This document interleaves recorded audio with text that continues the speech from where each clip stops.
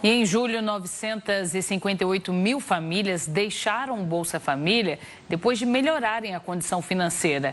Quem tem os detalhes é a repórter Ana Isabel Mansur, que fala com a gente ao vivo, direto da redação do R7 em Brasília.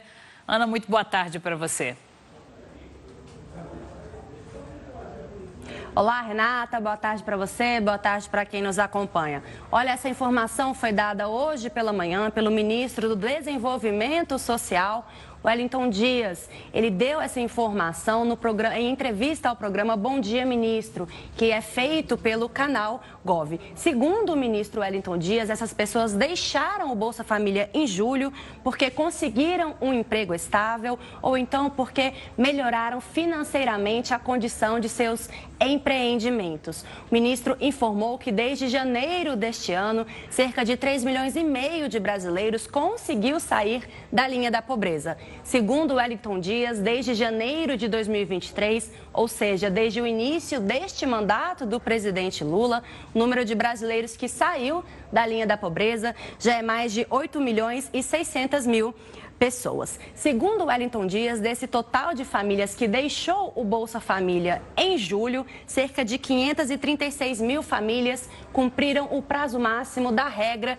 de proteção. Ou seja, essas pessoas alcançaram uma renda mensal entre R$ 218,00 e meio salário mínimo por pessoa do núcleo familiar e completaram 24 meses de permanência nesse critério, período em que receberam 50% do valor do benefício. Essa regra serve justamente para dar proteção ao beneficiário do Bolsa Família que consegue o emprego, ou seja, ele não deixa de receber o benefício automaticamente, mas existe um período em que ele passa a receber metade do benefício e esse período é justamente para garantir, dar uma segurança de estabilidade para esse beneficiário. O ministro Wellington Dias, Renata, também aproveitou para destacar os dados do preço dos alimentos em junho. Segundo o IBGE, o Índice Nacional de Preços ao Consumidor, que é o medidor oficial da inflação aqui no Brasil, teve redução de 0,18% na comida em junho. E aí a gente lembra que no início do ano a gente falou bastante aqui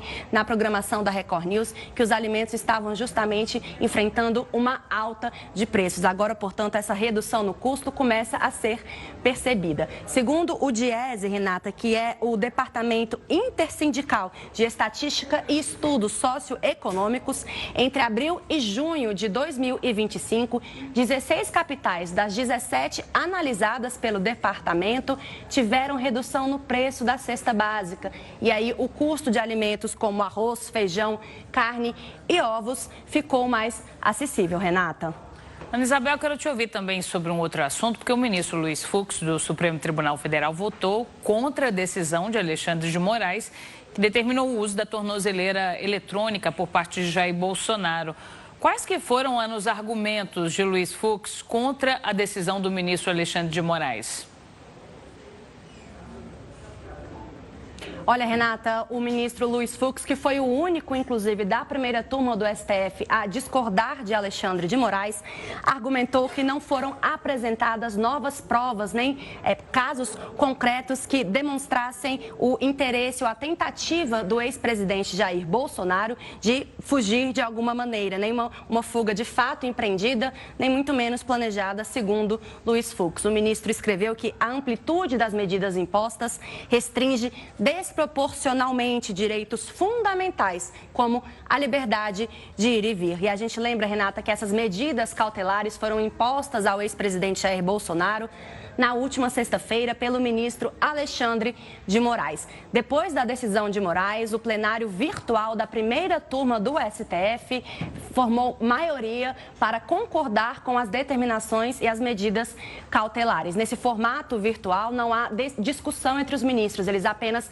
depositam o voto no sistema virtual do STF. Acompanharam o colega Alexandre de Moraes os ministros Flávio Dino, Cristiano Zanin e Carmen Lúcia. Apenas Luiz Fux discordou dessa imposição das medidas cautelares determinadas pelo ministro Alexandre de Moraes ao ex-presidente Bolsonaro na última sexta-feira. Renata. Ana Isabel Mansur, muito obrigada pelas informações. Ótima tarde para você.